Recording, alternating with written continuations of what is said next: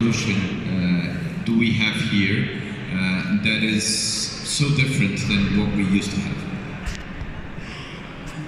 Well, I think it makes sense to look back a bit into the history and see how the internet has been developing so far. So around 1990s, we've seen a lot of small websites were basically hosted under the table on some local servers. You can even host your own websites on your computer. You didn't have laptops back then. And gradually, this monolithic architecture has transformed into clouds. So right now, everyone is thinking about Kubernetes, about services, and something that you deploy into cloud providers such as like AWS or Google Cloud. And right now, the technological shift here is instead of thinking about services, you're already given all-permeating medium, which is the blockchain, which is like a very ubiquitous database where all your user data lives in the form of a smart contract.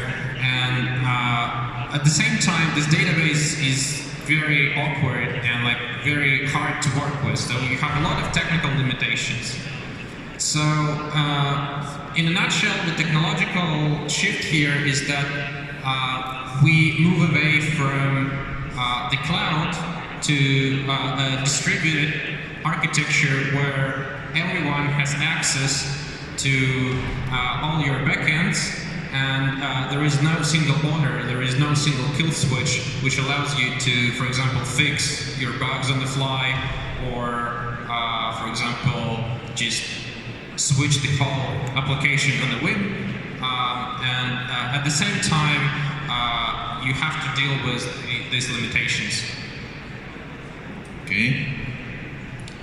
Any other comments on the technology side? What does this pose in terms of problems and issues? For example, security. Would you care to comment on that one?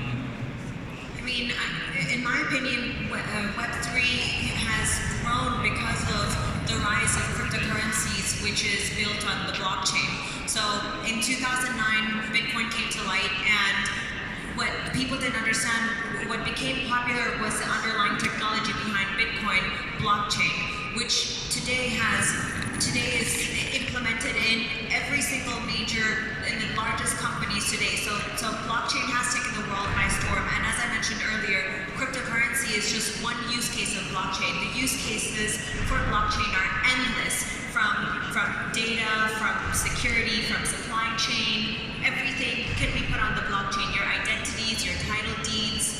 And so I think the main technologically, the main change from Web 2 to Web 3 is blockchain. So when it comes to, I think, challenges, as you were mentioning, some of the main challenges with this blockchain is because it's decentralized, you have lack of government control on this technology. So it causes a lot of hacks. It's lack of regulation. So recently we've seen the collapse of Lunaterra, FTX, 3AC, Voyager. This is all due to the decentralization aspect, that these companies are not regulated enough. One of the major issues with Web3, with blockchain, and then with cryptocurrency is the lack of regulation. And it's just because the space is still very new, and these are teething issues. It happened with Web 2, it's gonna happen with Web 3. I think this is one of the major issues. But then, the other issue is, where do you draw the line? Too much regulation and control can take away from innovation. So I think we're just finding our way, and the industry is evolving very well. Bear markets like this clean up a lot of projects, clean up dirt, gets you guys educated, everyone's learned their lesson, get a ledger going forward. So we learn, we grow, and that's the beauty of the industry.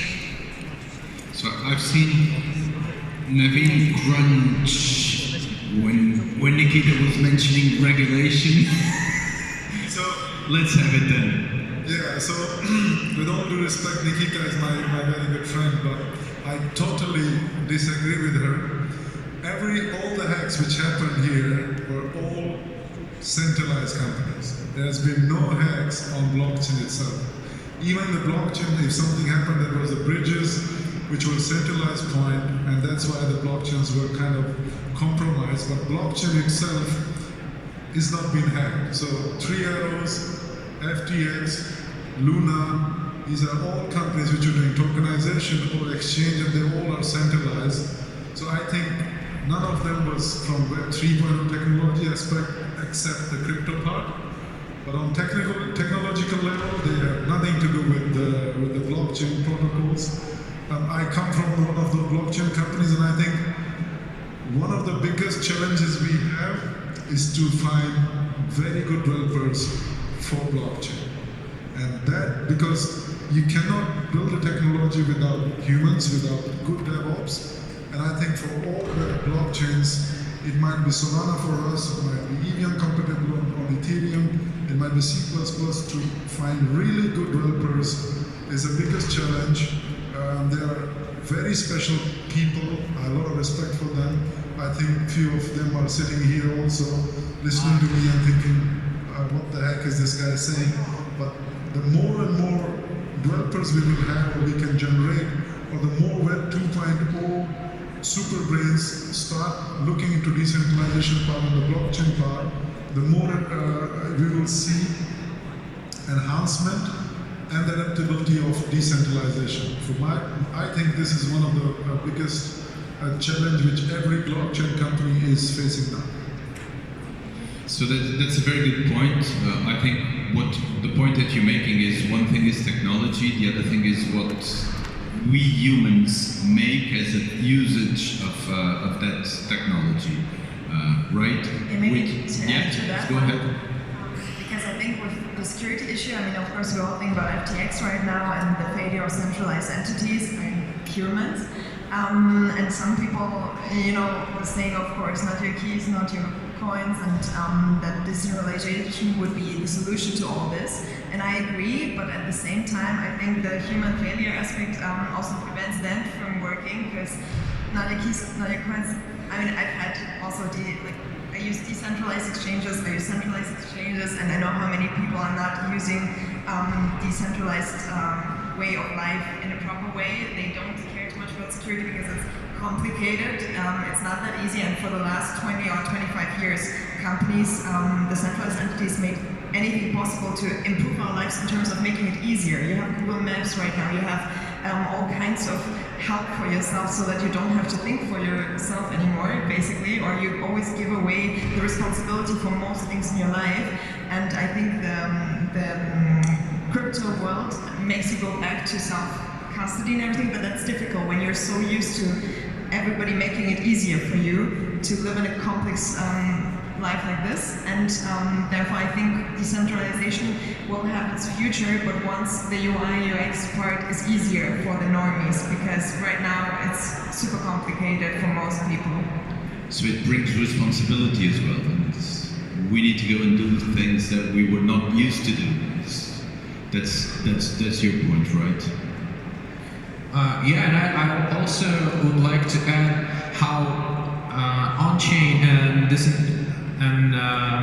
decentralized finance brings a lot of transparency to the otherwise completely opaque world. So, in fact, FTX is a lot more transparent and audible after the FTX hack compared to what it was before. Because, for example, we have no idea where all these billions that were loaned to Alameda Research went. We don't know where they are. But we have a very precise knowledge where are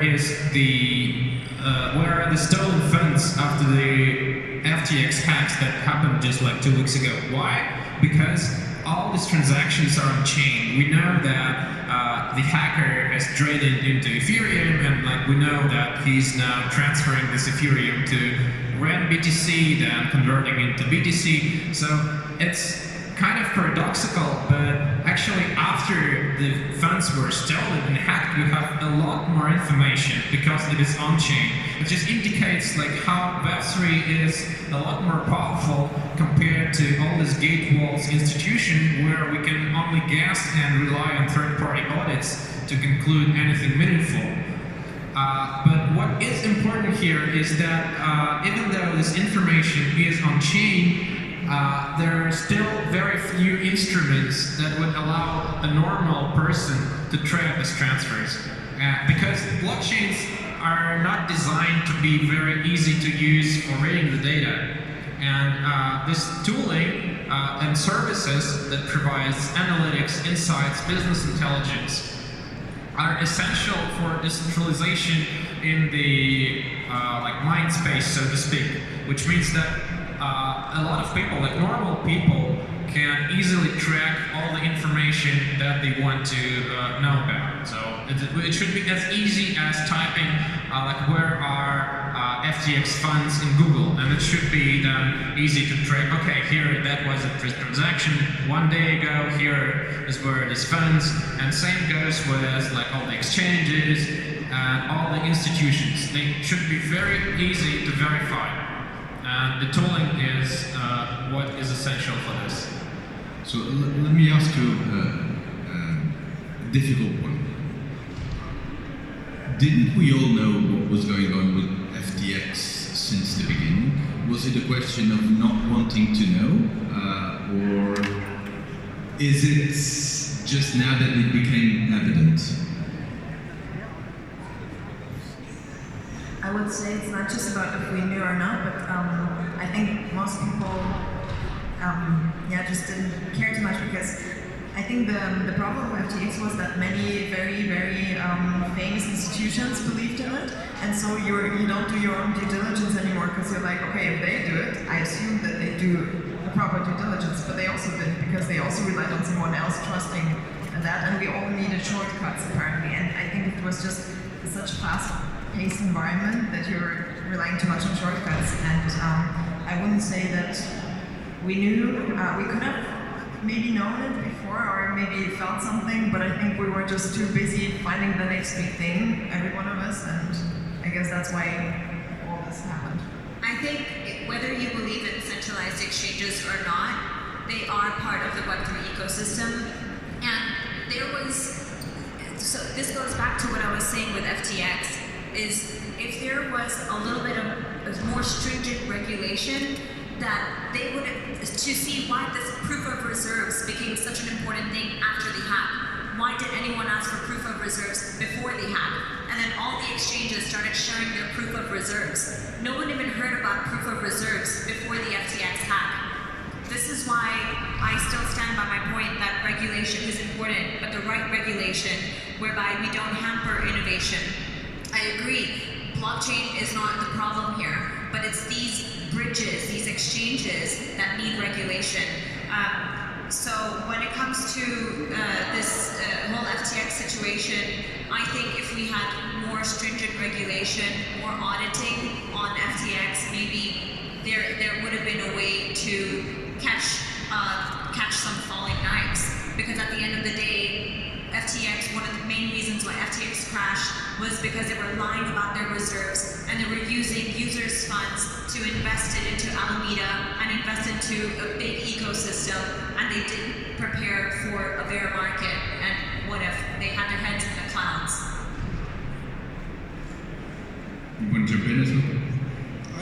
I think, Nikki is right.